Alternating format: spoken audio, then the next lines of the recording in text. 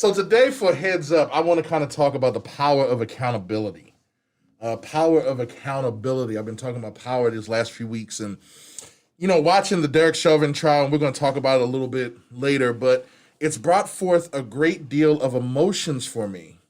We have discussed many of these thoughts, but one of the biggest thoughts that came to my mind was we are watching, as we watch all these different cases that are coming up about the police brutality and that sort of thing. One of the common denominators is the lack of accountability that has existed for a long time. And I'm not going to go into great detail about some of the discourse about it, but I do want to use as an illustration of what happens when there's a lack of accountability. When you allow things to just happen and there's nothing that happens as a result of it, right? Human nature keeps going with what it is allowed to keep going with as long as it's allowed with it. And I think back to, I remember there was one day when my first job out of college, I would, I was supposed to be there by 9, but 9:15. It's college time. 9:30. Every now and again, it was like 10 o'clock. There was one time I thought I was grown. It was like 11:30, 12 o'clock. And I remember, I did it for a while, and I wasn't trying to be malicious. I wasn't making up in my mind I was going to be malicious. But there was a point where my supervisor was taking note of it, and finally he called it out and said, I need you to kind of be, what was happening was some people on the slide tip were telling, because they had to be there by a certain time. Because my job was pretty fluid, not to mention my part of my job was working with the students at night.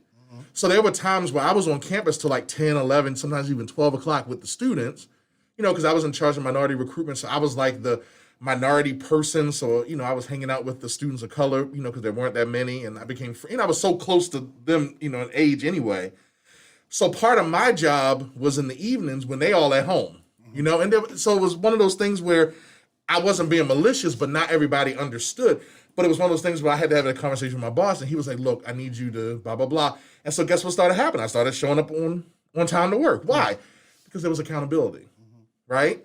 And so when we're talking about the fact that we may start looking at each of our lives and say, where's the area where I don't have accountability at? I don't want you to beat yourselves up too bad, because human nature, again, we will do what we can get away with. That's just how we work. And so with that being said, one of the things I want to talk about is the power of accountability, though, because as we look at things that are happening in our lives, right, we're going to talk about the 30 and 60 challenge in a little bit.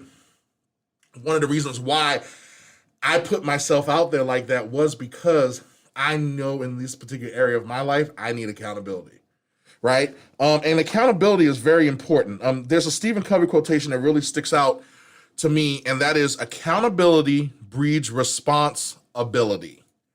Thomas Paine once said that a body of men holding themselves accountable to nobody ought not to be trusted by anybody. And so one of the things that we have to make sure that we're paying attention to, Roscoe said, you tell the stories will be, Roscoe is my first boss out of college. Oh. Roscoe, you remember that. You remember that when you had this concept, Mike, I need you to get to work on time.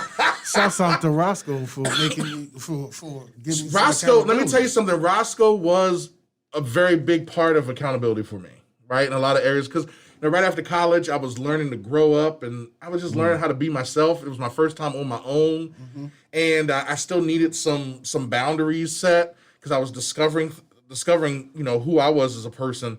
And I do appreciate that. So Roscoe, no, I'm not telling stories on you at all. I'm just talking about how you remember all the conversations we used to have in your office. Come on now, And it's the idea of answering to someone else, right? Especially when I know I ain't been doing right. And that's hard work.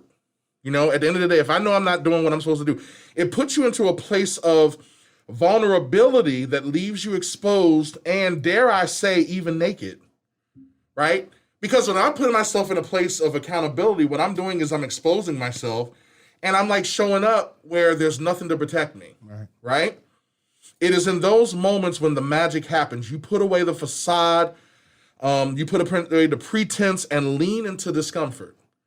And so as we're thinking about that, now at the end of the day, we do have God who sees and knows everything, but because of our inherent sin nature, that sometimes gets overlooked. Like, I'm naturally a person who doesn't, because of sin nature. Like, I don't always kind of gravitate towards what God says I should do, right? Right.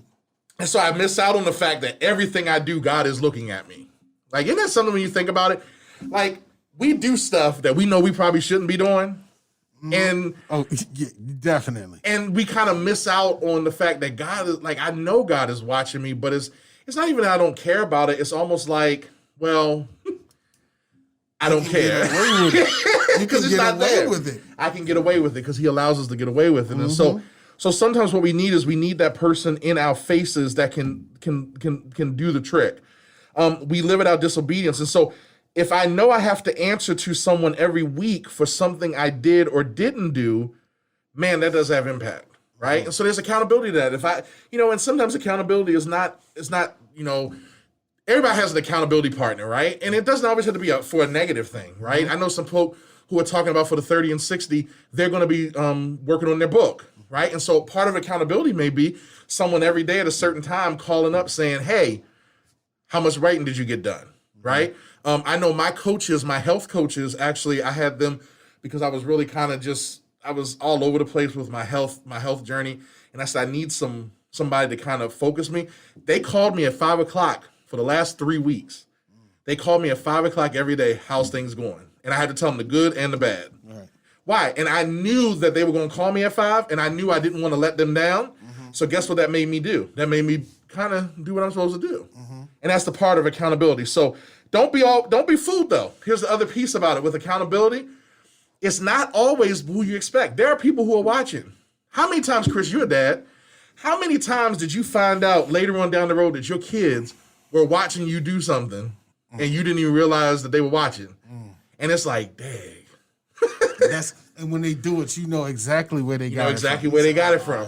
That was honest. I know you got that from me. Yep. And that's the point of accountability, too, because we always have people who are watching us, who are paying attention to us, and we got to always make sure we're mindful of that. So know that there is a lot of power in accountability.